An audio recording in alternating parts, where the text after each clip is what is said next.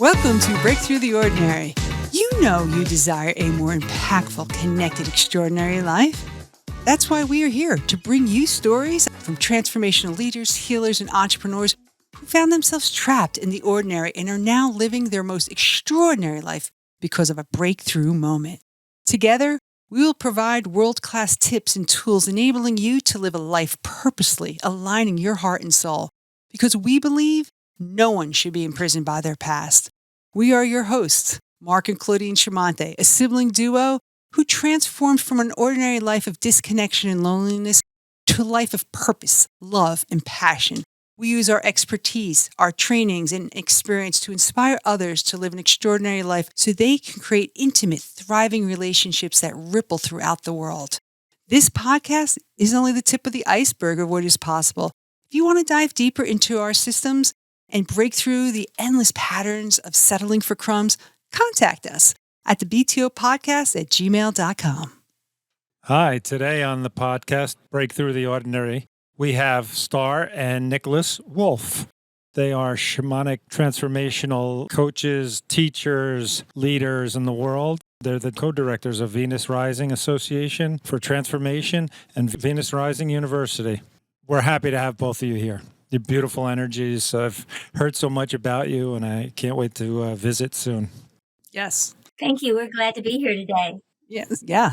I'm thrilled to have you here. I've had the opportunity and the gift of being in your space, in your mountain, literally, and now soon to be part of one of your programs.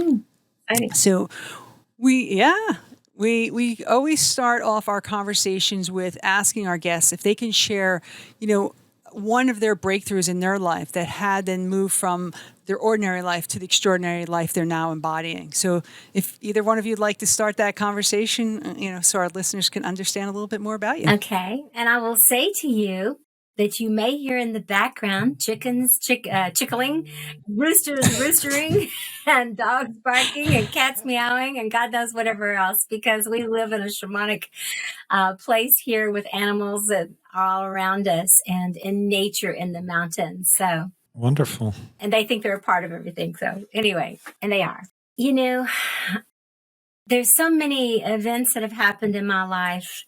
I'm going to be 70 December 14th of this year. And so I've had many, many experiences. I've had several actual, for real, near death, and I call them near life because they make you appreciate life more, experiences.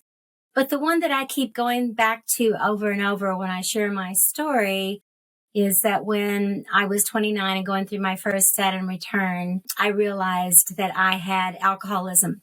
And, it had me.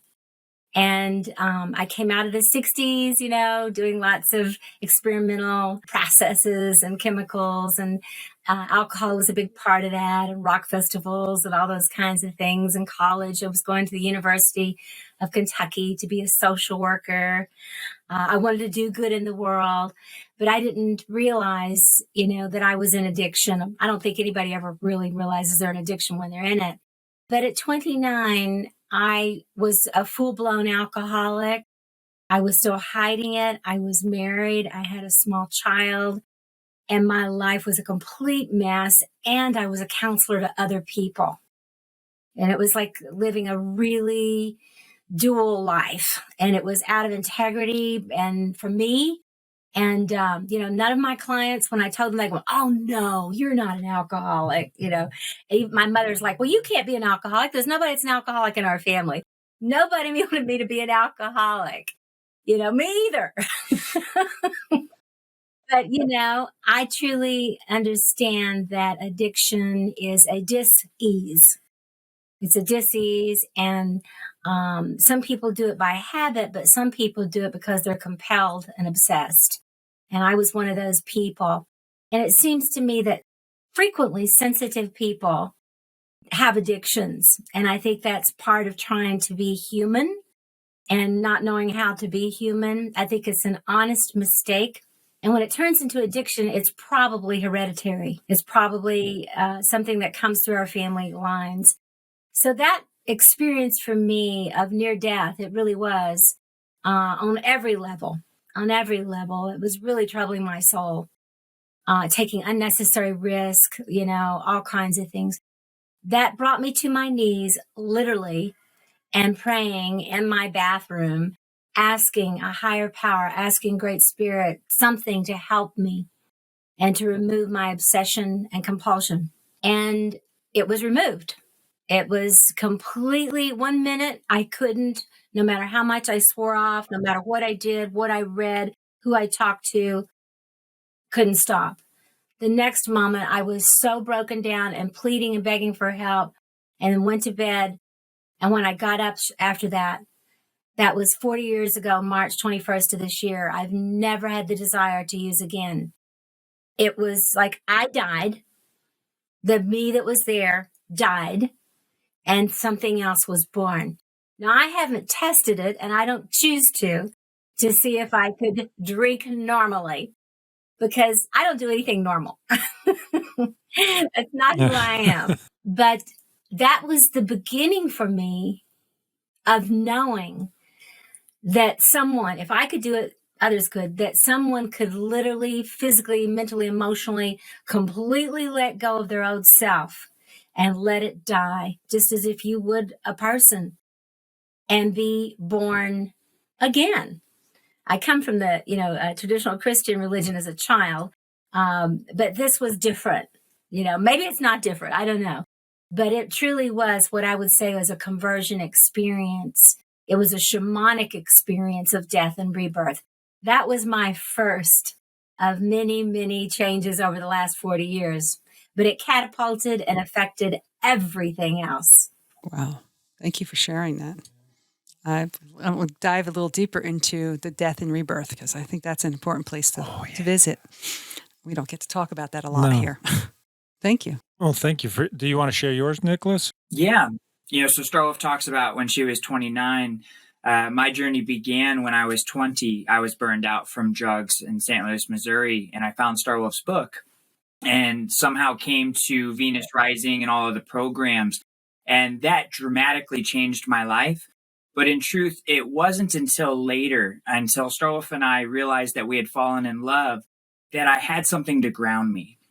And, I had found the work, and the work did a lot to help me change inside some demons that I had coming up for me. But it didn't change this feeling I've had since I was young, that our world is in a really dark place. And I'm not quite sure what's going to happen for our world tomorrow. And I've never really had too much hope that we were going to do the right thing for our planet. And so when I found myself in a relationship with Starwolf, it helped me have something to ground and to attach to and to actually want to be here for the first time. And so that was the breakthrough for me, was actually wanting to be here. Starwolf talks about the death and the rebirth on a metaphysical shamanic level. And for me, I very much had a physical sense of wanting to die and leave this place just because of how screwed up it has felt to me. And so when I was able to attach to our relationship and to actually ground and then attach to the land, to the mountain we live on, it created this belief in me. I believe in what we have together, and I believe in what we do in the world and what we offer to folks. And whatever happens tomorrow, I'm willing to fully show up today. And that's what's been it for me. That's wonderful. Well, it's a beautiful testament of what I believe is relationships. We do it together. We're always taught you got to heal yourself and you're done. And it's really, we do it together. And that's a beautiful testament to that. So, yeah, we have a good laugh. Sovereignty is something that's really up in the world right now, being sovereign and doing it yourself. And neither of us are really into that. If it was up to us doing it ourselves, I think we'd both be out of here by now. Great. Appreciate that. Oh, gosh. Yeah, I played the lone wolf too long. So tell me in your words, what kind of breakthrough do people need to have in order to live the extraordinary lives they want to live? I think you talked about being a lone wolf, but I think you have to be a hungry wolf. I think you have to be very, very hungry. You have to have a holy longing. And then after you have that longing, you also have to have at least a mustard grain of faith that you can somehow not satiate, but to feed that longing with something, because, to be hungry a little bit all the time is good. It's good. It keeps us moving and staying open and learning and all of that. But to have the faith that you're going to be fed, that you're going to be filled, that there's something that's going to, as Nikólaus spoke about, connect you, the connection. And I really love it that he brought up the sovereignty piece, because I'm an only child, and I've felt very sovereign a lot in my life and in that way. And so I understand people wanting to not be codependent and not allow the media to tell them what to do, or a relationship to tell them what to do, or old programming tell them what to do, those kinds of things. And at the same time, if we look at the more shamanic traditions, they really believed in the tribe. And, if you look at the animals, they believe in the flock, the herd, the pack.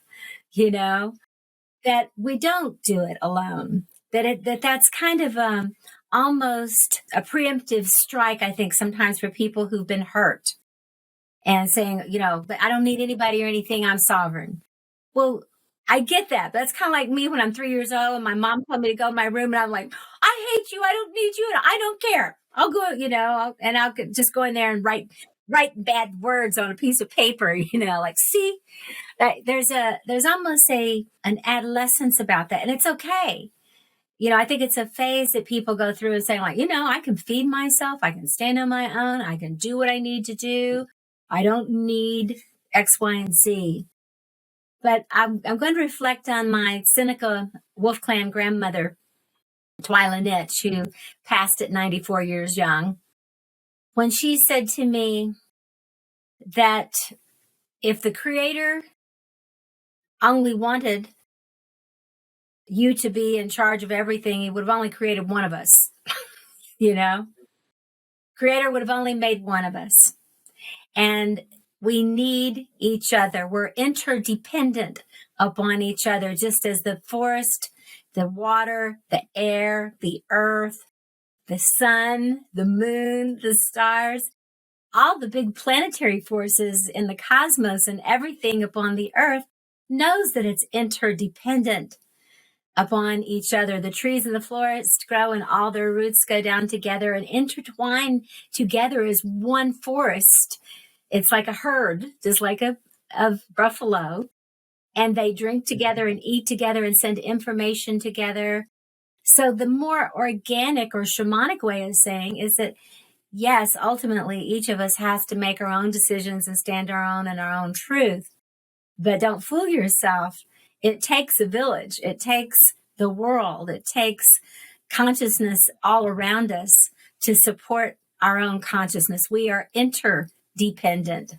Thank you. I'd like to go a little deeper into the shamanic consciousness conversation, right? And we even spoke about the birth and the death and the rebirth, because I think there's that polarity. If you can give some context, because I don't think this is a conversation that is mainstream enough at this point. So if either one of you could speak into that. So I didn't know what shamanic was, when I was little, but that's what I was doing with my grandmother on the farm as an only child. And as a sensitive child, I think all children are sensitive, but I heard over and over, she's overly sensitive, like whispering, but loudly, she's overly sensitive, So as a child, being in that sensitive world and being an only child and growing up mainly with my grandparents while my young parents worked, I was immersed in nature. And I had a grandmother, Callie Jones. Her original name was Callie Poole, and really probably from Celtic tradition. And I always called her my renegade Baptist grandmother, because she was a solid Baptist and we went to church on Sunday and, all this good stuff. But at home, we talked to the fairies, we talked to the angels, we sat out under the sky and watched for spaceships and talked to aliens.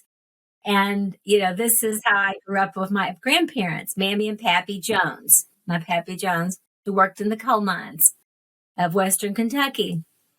And that's how I spent my days in summers and with all kinds of animals and nature. And my grandmother's storytelling of the wee little people and the fairy tales, the Grimm brothers, ones that are shadow and light, and I had a very active imagination.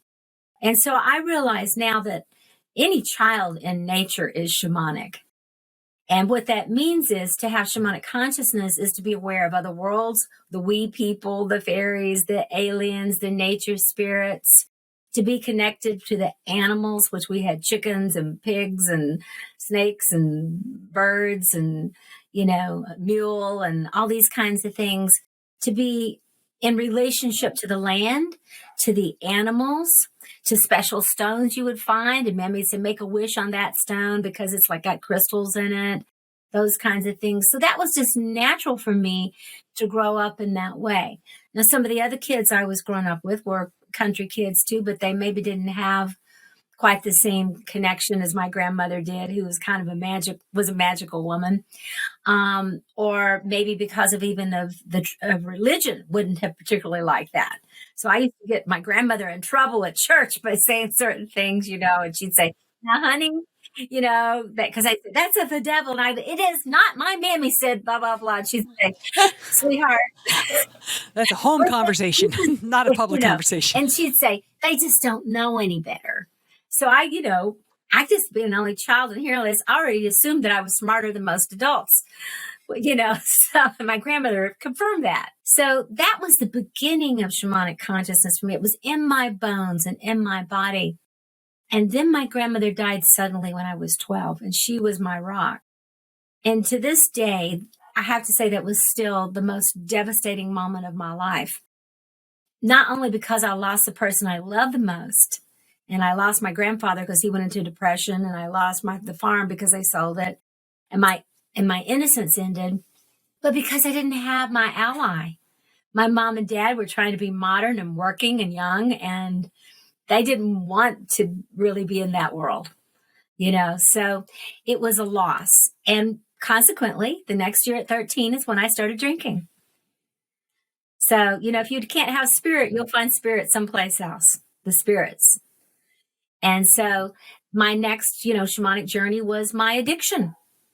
And the 1960s and 70s, that was my next shamanic journey.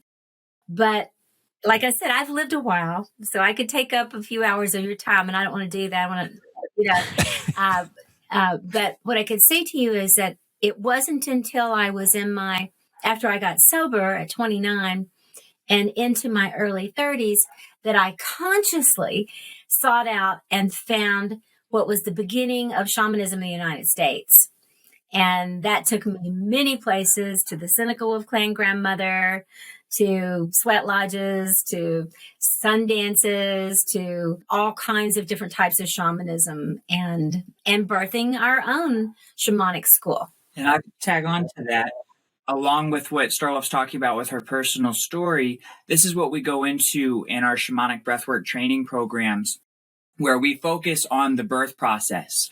And from the birth process, we also bring in the death process, because all of our cells are constantly being born and dying to be reborn again. And so just as our bodies know how to do this, we teach how to embrace this in our everyday lives, whether it's with relationships. Relationships have a very natural ebb and flow, where when you reach a place of stagnant energy in a relationship, it's time to look at what's not working anymore and what needs to die, so that maybe the relationship can be reborn on another level, or maybe it's time for the folks to go into different relationships with one another and with the world. And so we look at that with how we're in relationship with ourselves and how we're in relationship with the world and with spirits and with others, and what's not working for us, whether that's an addiction or whether very simply that something has run its course and now we're in a time of change. And so anything that we do in life, we bring in that shamanic consciousness of death and rebirth. Where are we in the birth process? How were we born into this world? And how does it affect us when we hit times of great change? How do we walk through those times? Ooh, that just landed. I am having so much go on inside me. Okay. Wow. took me to my childhood and being in the woods. And what I wanted to ask you, what came up for me when I was hearing that birth and death, because I believe it is a birth and death process.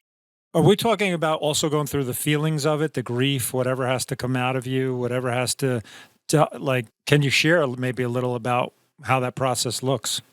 So a saying that we have in our program is, if it's on its way up, it's on its way out.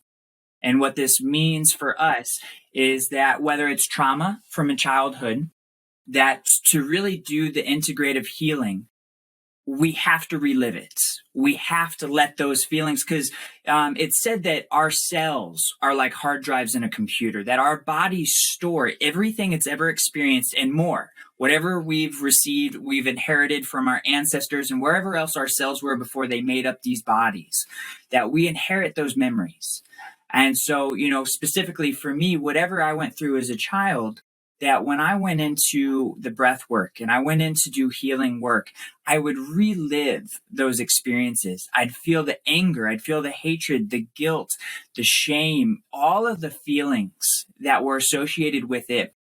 I would let myself fully embrace those feelings, because that's what we mean by on its way up, on its way out, is to be able to fully embrace life means to be able to fully embrace death, and vice versa. And to go into those feelings, otherwise we call it spiritual bypass. If we don't take the time to go into the feelings of our experience, then we're shortcutting into a place of everything's beautiful, everything is perfect. On the higher level, all is as it needs to be.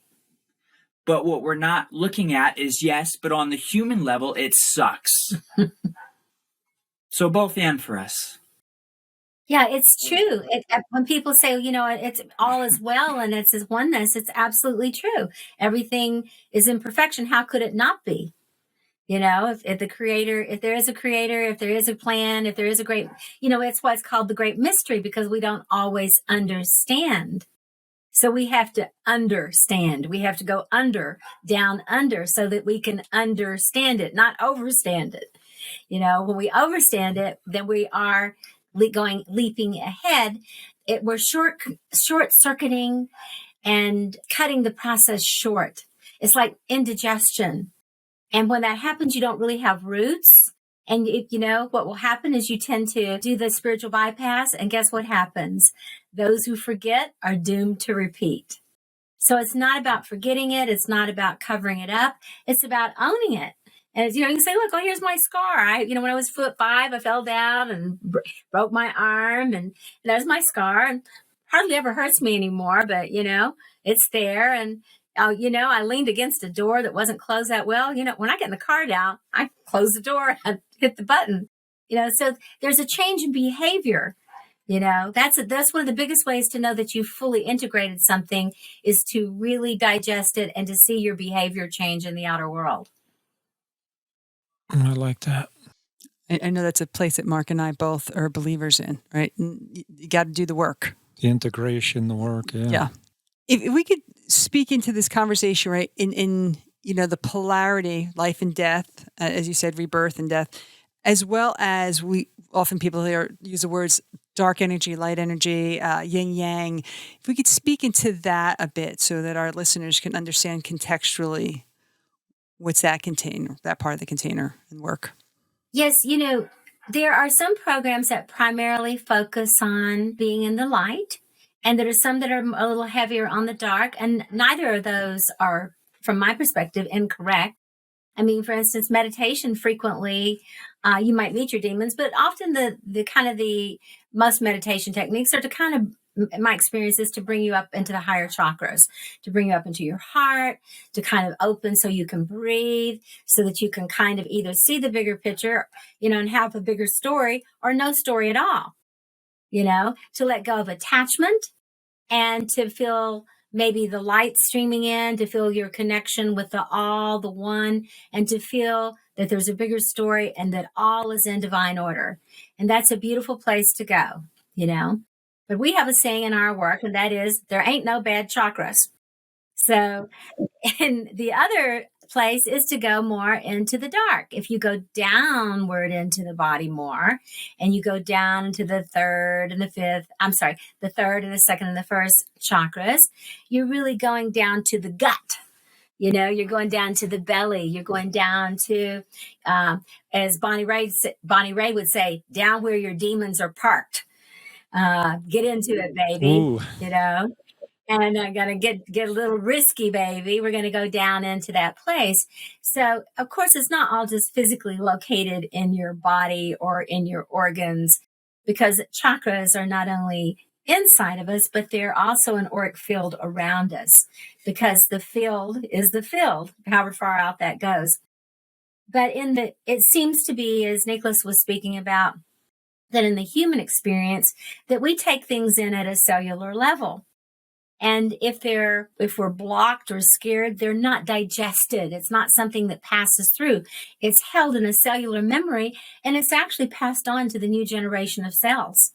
That's why even giving birth to children, you can pass on that cellular memory to your children. So in the body itself, in the lower chakras, there's more of a condensed energy of, this is where the food ends up. This is where you digest. This is where waste material is created. This is where sexuality happens, and where birth and gestation happens, insemination happens. This root chakra, when it gets shook, sometimes people become suicidal, dissociative. If there's a life-threatening experience, an accident, an abuse, a rape, a beating, those kinds of things, a trauma, you can imagine in Ukraine right now, what's going on, the children that are there, the families, all those sort of things that if it doesn't get worked through, will continue to create trauma long after the trauma is finished. And so there's a way in which, we have to work with the entire whole being.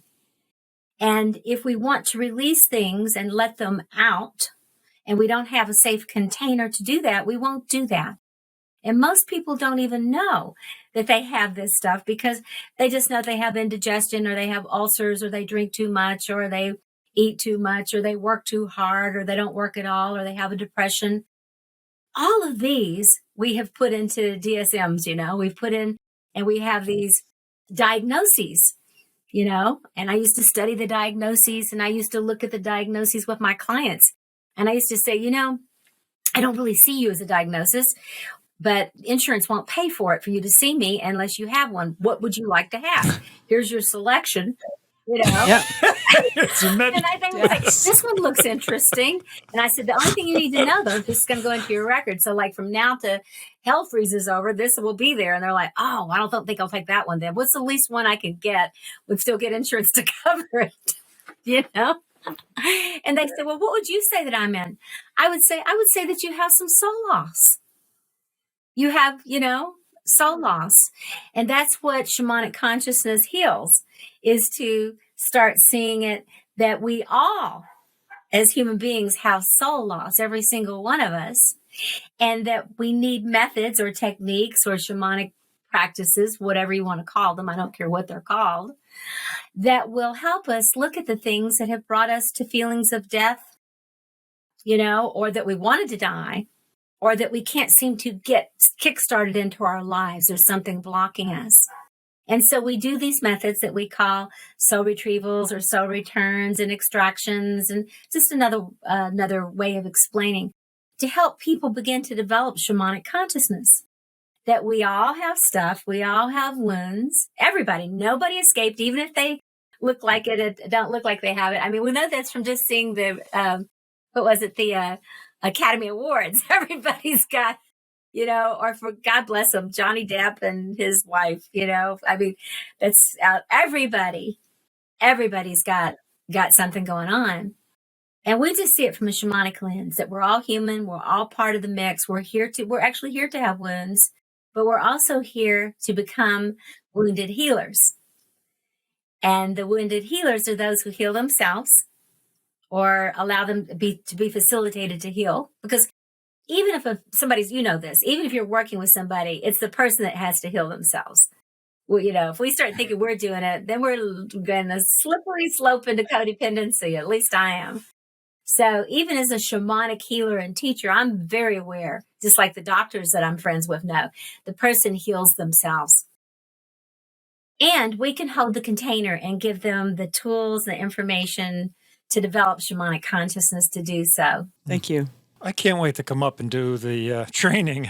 Just people know me and my sister are both coming up to do the 2-week training. I can't Ship wait. program. Ship program, yes. Look forward to it. Well, what's so, there's a few things I'd like to talk about. I know there's time. It is also your breath work. Shamanic breath work. We've spoken to others. We've talked to healers and coaches, and they always like, and you have to do breath work, right? Breath work. It's like it's a tool and technique that people use and suggest. But what makes this the container and medicine that it is? Yeah, so just like what Stroff was talking about, there ain't no bad chakra. Breath work itself activates the entire energy field. It activates everything. And so what's beautiful about shamanic breath work is, one, we focus on the container. For us, we have another saying where it's safety first, transformation second. And what that means for us is we keep the container clear. We don't bring in plant medicines or any substances or anything, because while all medicines have a place in our world, some have higher risks than others. And with breath work, what we find is there's not that risk of blowing ourselves out to where we can't come back into everyday reality. But there is the benefit to where we can go into a breathwork session and activate our entire energy field, and somehow our ego can let go. If the container is set and we're safe, the ego lets go, and the soul has a window to come through and to highlight and take us directly to what is the most important aspect that is up for healing or that is up for change. And so we like to look at this like, does it grow corn in your life? You guys were talking that you're into integration and digestion. And with your last question fits beautifully into this one, because if we're only living in the upper chakras, we're not necessarily bringing anything home to ourselves, our families, our communities, and to the planet. We're focused more on spirits. But then if we're only living in our lower chakras, then we might necessarily are embracing the connection we have to spirits, and we're more just a worker, and we're not inspired to lift the energies up. And so with breath work, because it activates the whole energy field and it honors all of the chakras, all of the different places on the wheel, we're able to integrate into our hearts as a whole human being. And with that comes the holy longing and the sacred purpose, the healing, the transformation, the understanding that we can hold the same space for others to do the same. And there's a medicine in shamanic breathwork that I personally haven't found in any of my other journeys that allows me to carry my current consciousness with me while I'm on the journey shifting consciousness. I love that. That's great. That is interesting, yeah. It is having, I just like to tag onto that for just a second. That is being the walker between the worlds. That is being able to hold the consciousness for yourself, as having your own shamanic awareness of being able to be in the one place as the observer self, and the other full on re-experiencing whatever you need to. But because you have the observer self, you're like, oh, isn't that interesting? I'm like screaming my head off here or crying or I'm in such agony, and having compassion for yourself. It's as if your soul is really activated to step in. And I really think that's what the shaman has, going for them, is they have developed this huge soul that can walk between the worlds. Years ago, when I first heard the word shamanic, that's what I understood it was: walkers between the worlds, between death and rebirth. But what kind of death and rebirth? Just like what Nikólaus was speaking about. The death and rebirth, I believe, is actually not only getting rid of things, but is actually the integration of those experiences that couldn't be, as you said, digested at the time, but that the soul is big enough now to eat your, Ram Dass said things like, invite your demons to tea and eat your demons. Mm-hmm. Right. So I want to bring it full circle to, we talked about relationship, and I see your relationship, and I'm actually, this is the first time I'm really interacting with you, and I can see the beautiful, sweet dance you two have. And I just wanted you to share maybe about your relationship or that journey or what that embraces and encompasses. Yeah. You want to start? Of course. Good. Yeah. So I'll tie it back again to the question of the light and the dark. And so the one answer that Starwolf gave was about the chakras and the energy field. I'd also look at it like the feminine and the masculine. And that in whether the feminine is more the earth and the dark, and the masculine is more the sky and spirits, or however you look at it. In other cultures, the masculine is the green man of the earth. And so just different theologies on it. But for me, archetypally, we all have a feminine and a masculine spirit, the anima and the animus.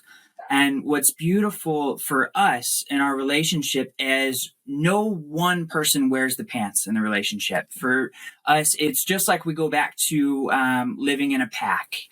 And we can be co-alphas together. Sometimes Starwolf has more the experience and knowing and the intuition that she needs to take lead and that she knows the terrain that we're going to be traversing. And other times, and I don't know where this comes through for me, so we have quite an age difference, but some part of me comes through and it's like, no, I've got this one. This is how we want to navigate this experience. And there's an integration, I feel, that through the work we both have of our own anima and animus and our beloved within, that in our relationship, it's almost like we're one soul. So Starwolf was talking about having that big soul.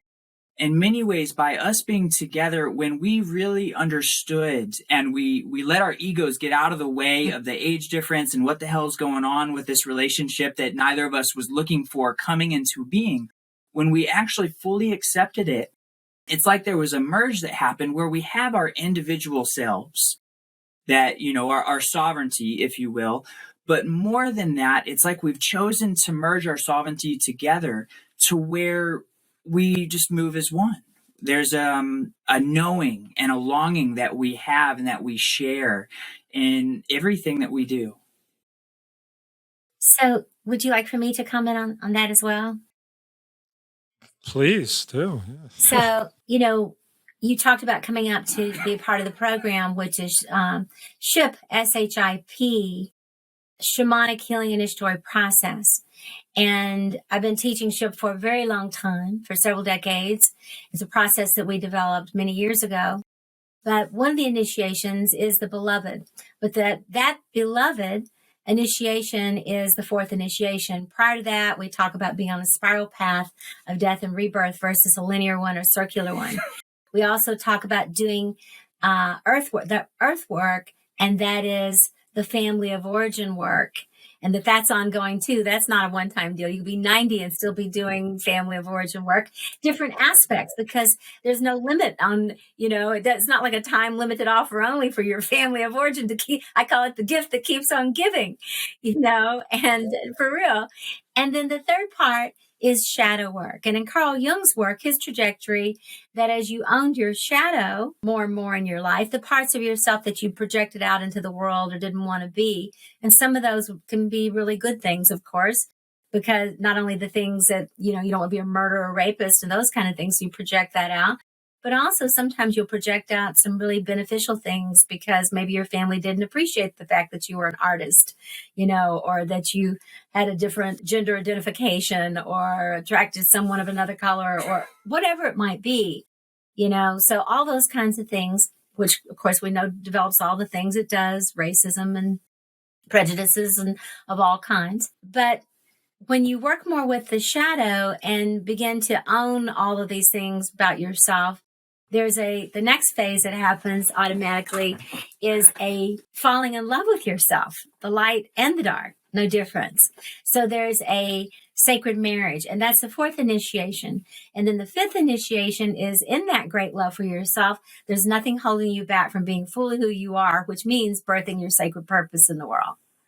So having known that trajectory, and having taught it and lived it literally hundreds of times by now, maybe thousands, I don't know. And Nikólaus is, he could say a little bit about how he got here, maybe, and that would shed some light on it, because he came here 12 years ago, almost 12 years ago. Mm-hmm. Yeah, 12 years ago. Has been through that process many times himself as well.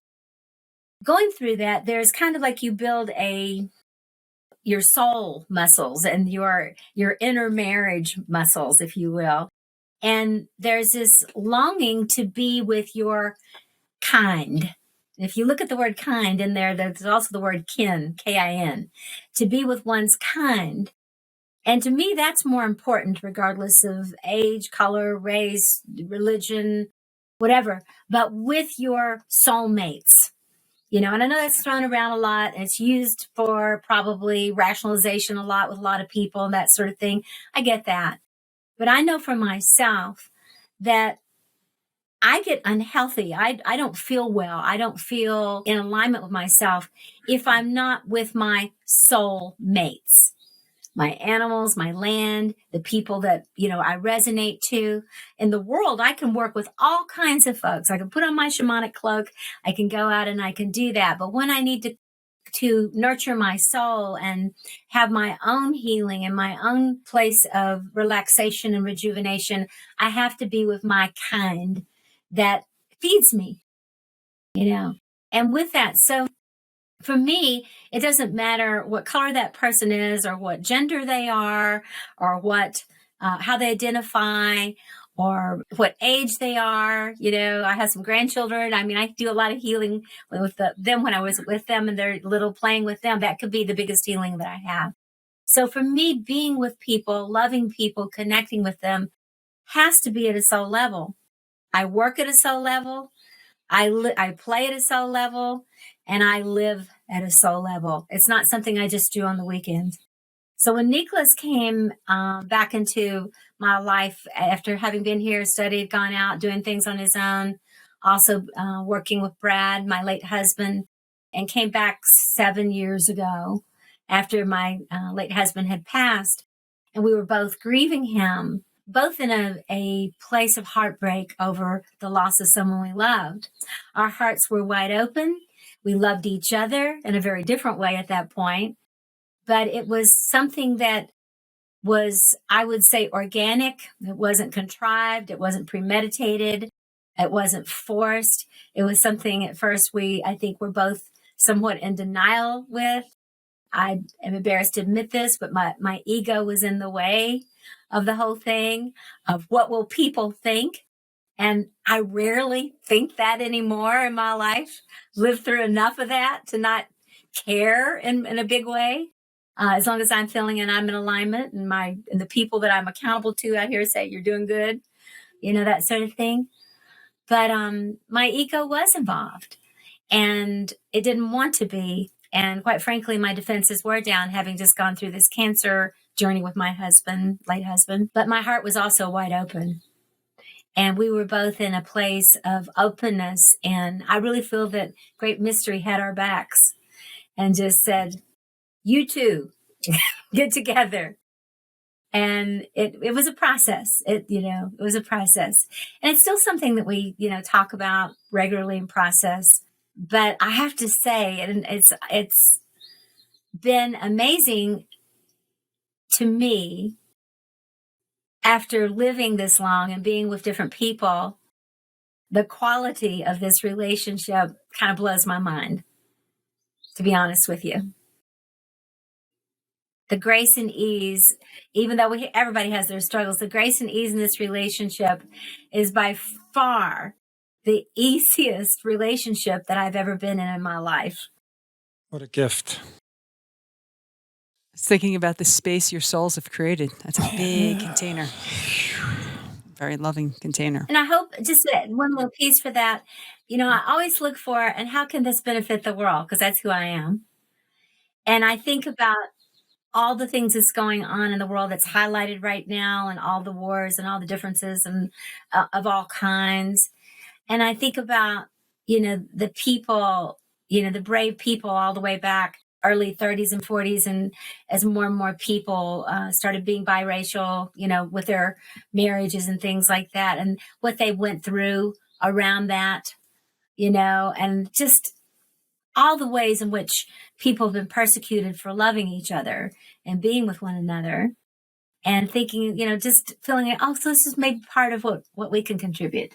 That's a beautiful thing, right? Allowing the space for love to be love without any of the conditions we set. Amen. Mm-hmm. Yeah.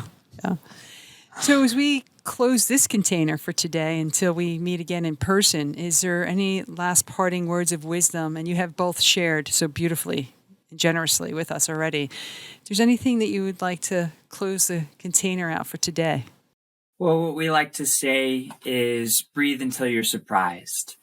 Let go of expectations of what the next breath is going to bring, and find the trust within to fully let go of this breath so that the next breath can bring in your hopes, your dreams, and everything that you may need and want.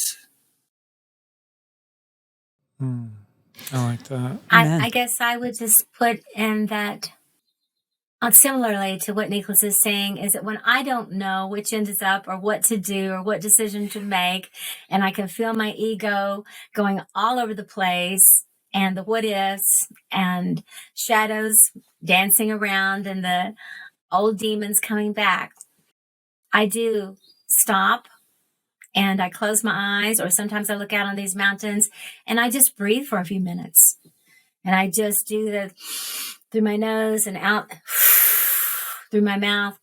And I do that 4 or 5 times. And I'm so entrained now to that in doing that, I feel like my head gets bigger, my chest gets bigger. In other words, I get bigger. And I move away from my ego's fears, from the shadows that are unprocessed. Maybe I actually identify like, it's that shadow, that's thing that's, there it is again. Oh, shadow, my old friend, here you are again. And then I go, I come back and breathe, and, what is my heart telling me? Not my emotions, but my heart. What is my heart really telling me about this? And then I just listen. And it doesn't take very long. It doesn't take but just a few minutes of looking out at these beautiful mountains and breathing. And it's like, yes, there I am. So what I say to people is keep breathing, period. Keep breathing. Good wisdom. Keep breathing. Thank you. Thank you both for your time, your sharing, and being here today with us. Yeah. A lot of sweetness, I feel. And I look forward to seeing both of you. Yes. It's really nice to be with people in the physical flesh. Yeah. Well, thank you. And thank you for the good work you're doing. We can feel your energy too. And, it's loved meeting you and being with you, and look forward to seeing you, because as much as this is great, y'all know that flesh is better. Hell yeah. Most definitely is. Thank you for listening to this episode. Our intention is that you take these tools to break through any limitation holding you back from living your extraordinary life. If you would like to learn more about our group and individual coaching, contact us at thebtopodcast@gmail.com. Please support us and the podcast by following us and leaving a rating or review. To catch all the latest, follow us at the BTO Podcast on Instagram, Facebook, YouTube, and TikTok. Thanks again, and we'll see you next time.